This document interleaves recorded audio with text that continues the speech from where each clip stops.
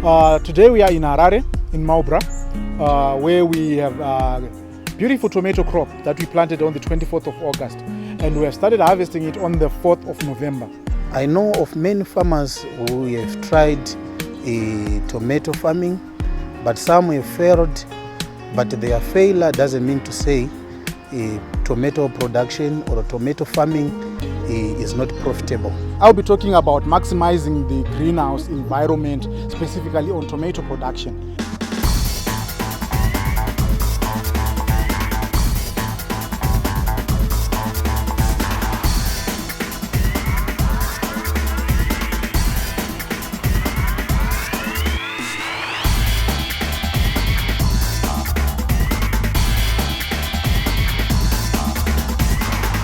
The agronomic processes that occurs in the production of tomatoes, it has got many steps that we need to understand as farmers.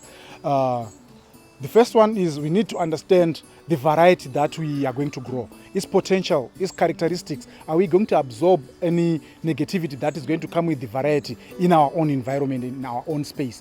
They are not all varieties that are going to perform in the different environments.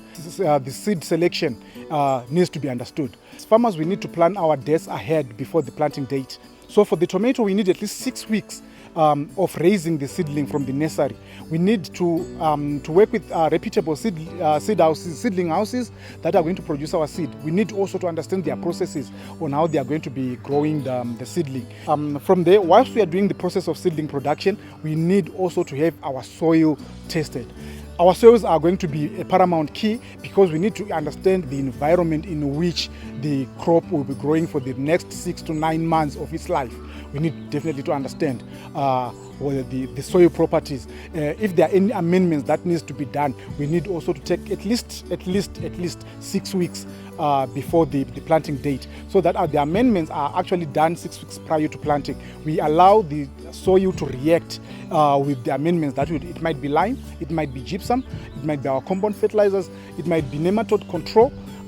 You might need also some organic matter within the soil to rejuvenate our soils and to contain our nutrients once we are applying our nutrients. The other step that we need to understand is taking care of our inputs that we need. Have a proper budget, work with your experts so that they will prepare a budget prior to the planting date. You have all your inputs, because it would be worrisome for you to get to the market when you desperately need a fertilizer which is supposed to be applied at the prescribed time, then you don't find it on the market. So once you start your season with all your inputs in place, it's going to be very easy to manage your crop. So you get your soil analyzed, then you get your agronomist to work with you to interpret your soils, to do the recommendations for your fertilizer, and to prepare a fertilizer program for you. The process also of planting is going to be very paramount importance. At least 24 hours before you plant, you definitely need to irrigate your field to field capacity.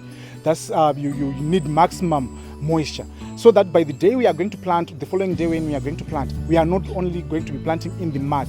We need to have a well-sieved soil which has absorbed a lot of moisture. That will allow us to create now the planting stations probably at 30 centimeters, because our planting spacing that we'll be applying for the tomatoes, our ridges are going to be prepared at 1 meter apart, the rows.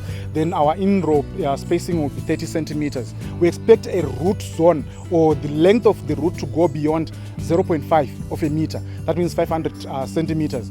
Definitely we can get there. If the soil profile is really good or is very deep, we can go up to 0.8 of a meter, the root depth. So on all those layers, we need some nutrients to be easily available for the plant. Now we have planted our seedlings, day number 1 of transplanting. What are the principles that we need also to adhere to? Number 1, let's avoid as much moisture as we can. The moisture around the plant, excess moisture around the plant, is going to cause a lot of problems. We know there is dumping off, which is going to occur. Number 2, we would want our seedling to develop an extensive root system which is able to scavenge for the nutrients wherever they are. So we need a robust and an extensive root system. So for us to achieve that, we apply the principles of deficit irrigation. We dry a bit our soil so that the root of the plant will scavenge for the water. that will develop the extensive root system. Then probably we do that processing, the hardening process, for about 21 days. In the process as well, because we are not giving any water, there is now a deficit for the nutrients, or there is now a hunger for nutrients for the seedling. From there, the next appropriate thing that we are now supposed to do is to plan our irrigation schedule. How are we going to plan our irrigation schedules? There are what we call the soil moisture probe. We can have the automated ones, or we can have the manual ones, which is almost your 45 centimeter, 20 millimeter diameter pipe with a hole in between, which you can normally dip into the soil, check your moisture depth, check your moisture level, also the molding of your sand to check your moisture within the soil. So probably at day 21, that's where you start, probably day 18, day 21, you start to gradually introduce your water. When I'm saying 21 days, it also depends on the soil structure, the type of the soil. If it's in clay, it could be way more because it has got a high water holding capacity, or if it's sand, you could do a lesser period, probably 7 to 14 days. So it also depends on your soil that you have. So it's not going to be a one garment fits all. It's going to be it's a different approach altogether. So it depends on your environment, so your agronomists have to be on site. And the best fertilizer for the farmer that they are also supposed to be applying, the best that I call the best fertilizer for any farmer, is to have your footprints within your field. It shows that the number of times that you move in your field, the number of times you eliminate the problems that you have in the field, also the better, because you understand your crop better. You communicate with your plant, because they also communicate to us whenever they have a deformality. It's a sign of communication that they are actually giving to us. So at probably day 7 to day 21, we start our fertilizer program that is going to be designed based on your soil test results.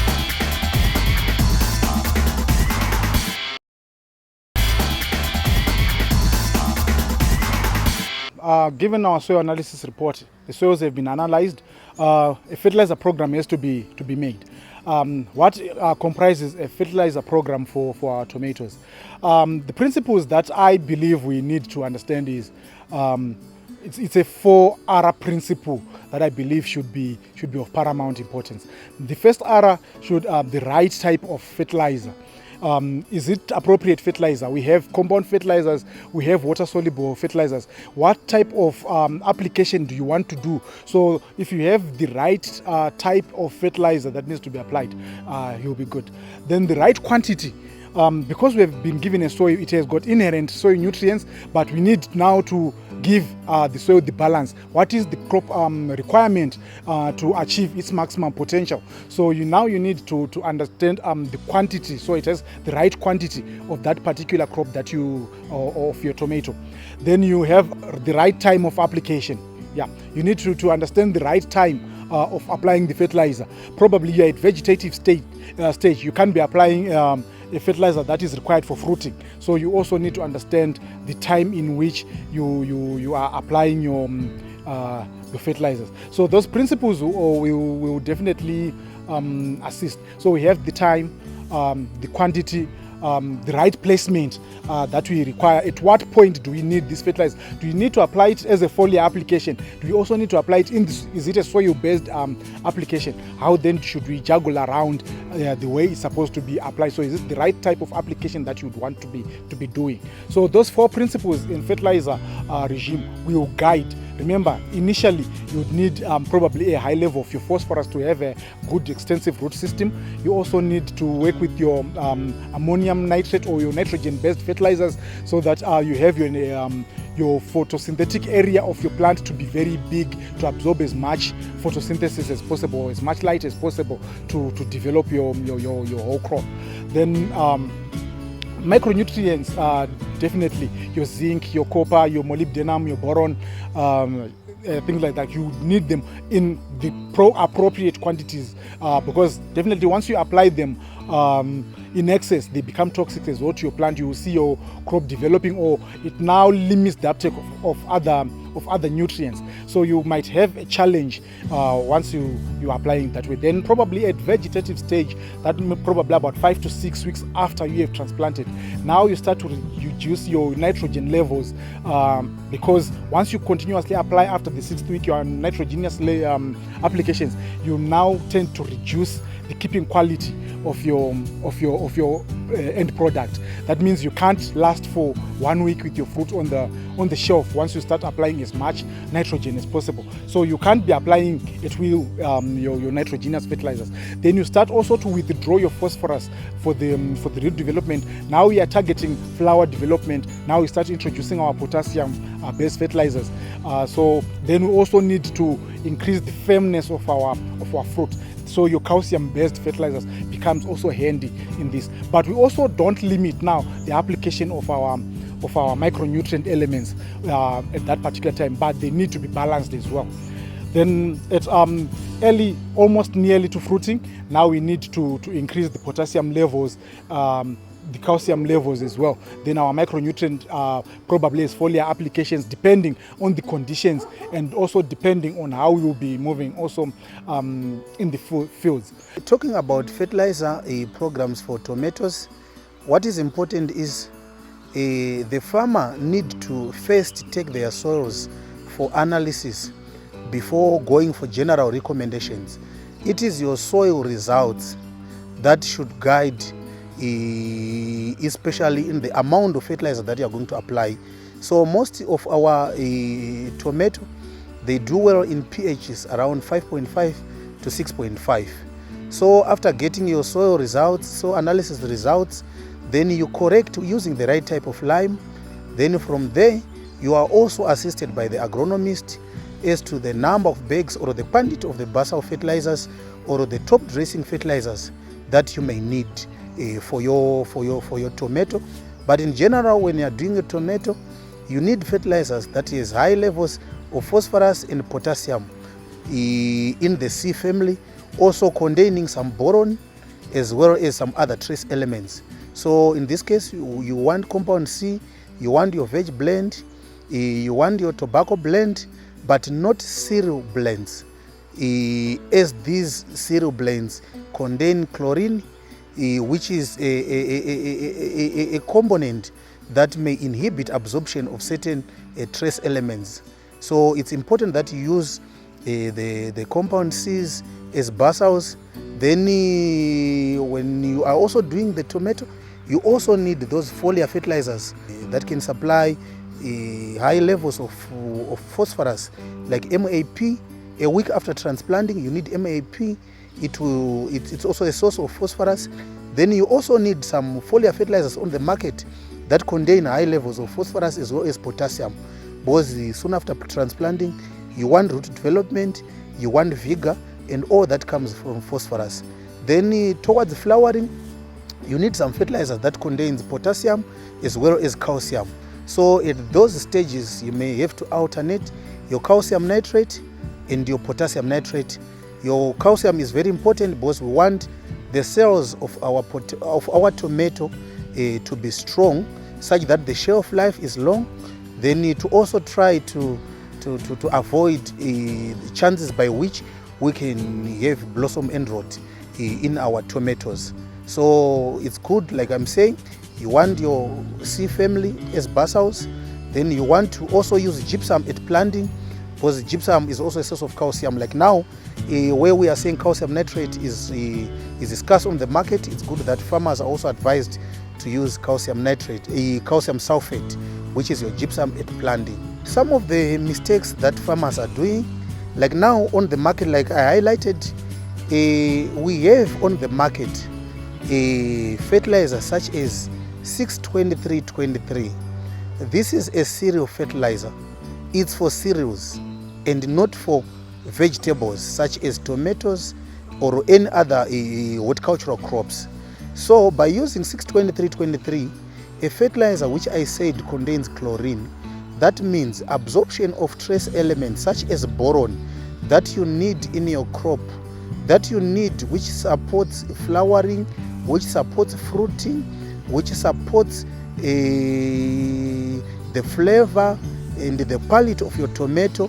That means all these nutrients will not be available, and this as a result will affect the quality of your tomato. Some other reasons why farmers are also failing is also because of failure to use the right type of chemicals in their production. It's important that when you are doing your tomatoes, you need to have some fungicides for disease prevention. You also need to have the pesticides. Like we have our common problem like now is tuta. So you need to have your pesticides. You also need to have some fly traps to try to manage the tuta. And it's also very important that farmers should be scouting every time so as to pick otherwise a disease or some insects that have just infested their crops.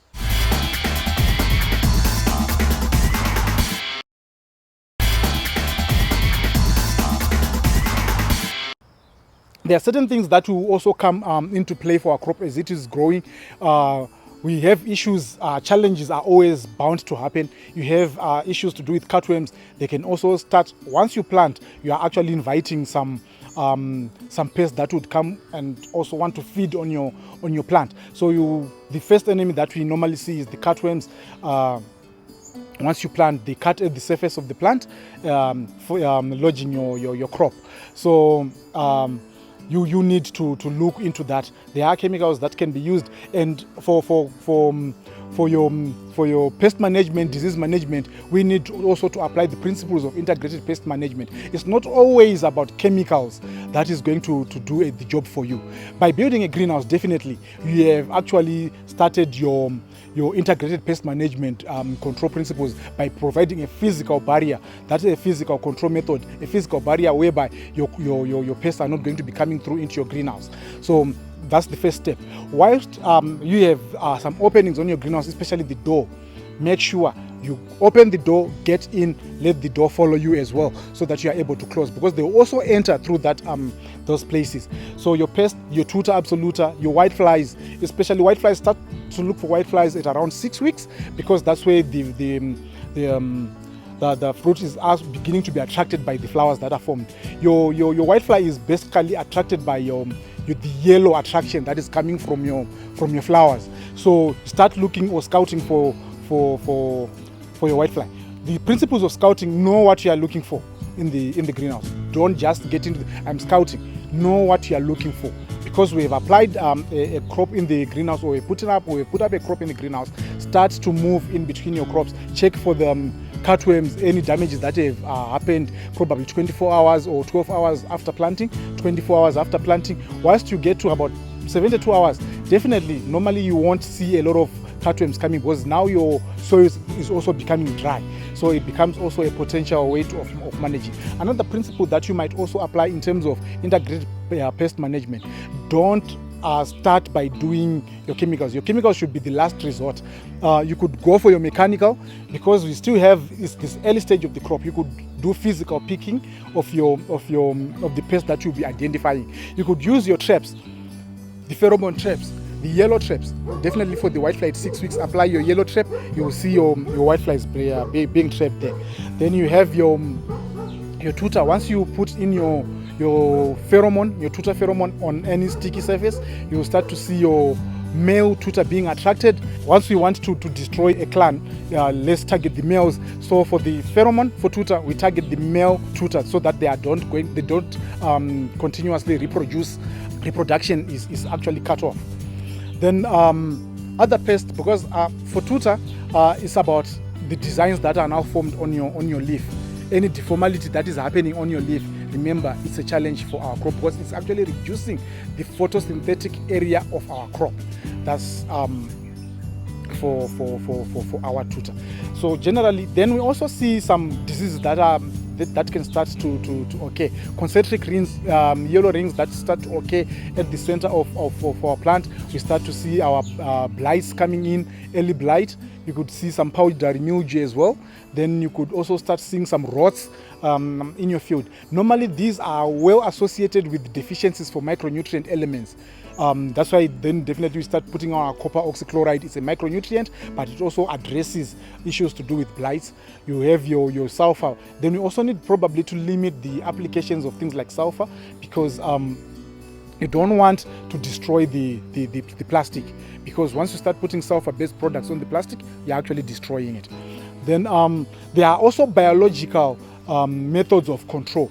Bacillus thuringiensis is another biological that you could apply, which feeds on other. It's a fungi that feeds on the larvae type of pests. So once you spray some of those, and they've got a good post-harvest interval, that means the period from when you apply the chemical to the period where you're going to harvest, they've got a zero post-harvest interval. So you don't mind about the health issues when you apply some of these principles, the biological applications. Then you could also use your light traps, attract your pests by lights, make them to fall into water and trap them through that.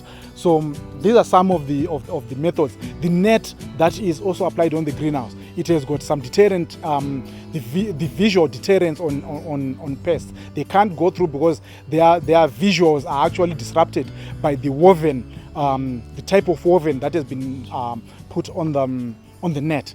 So in terms of disease and pest management, that's much I would talk about. Then some of these issues, disorders that begin to happen in terms of our crop, it could be a result of micronutrients deficiencies or nutrient deficiencies that will result into that. Because definitely a deficient plant is susceptible to a lot of diseases. There's got a high disease pressure. Now we'll move on to the bush management of our crop. There are certain principles and policies that we need to apply as a farm. As a separate farm, we don't apply what everyone is doing, but we do it as a policy for the farm. How do we going to manage our pruning processes? When are we going to manage our pruning? Definitely all suckers, the side shoots that grows from the plant, should be removed. In the greenhouse, we maintain a single stem, or some might want to go for the double stem, but at times it might weaken your structure. It might also deter your chemical penetration to your leaves, or your spray programs might be affected as well. So your bush management is going to be key in terms of what you want to achieve.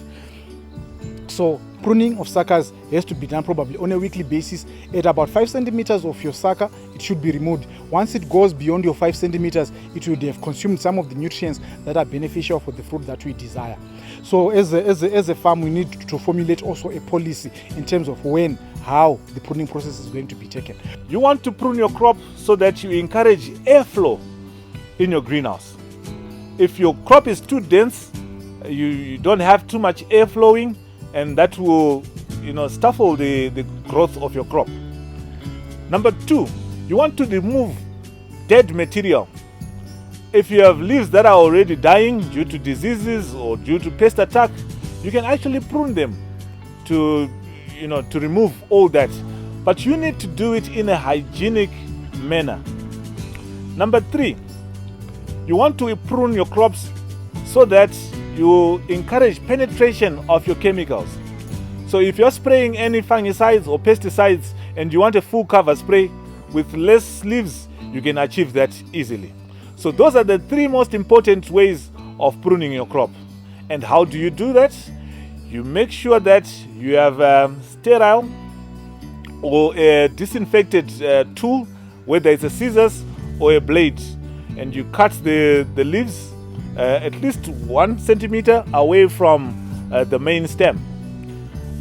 Make sure that you dip your tool in a fungicide or in a viricide or whatever chemical that can sterilize your tool before you go on to the next plant, because you don't want to then spread the diseases from one plant to the next because of the tools that you're going to be using.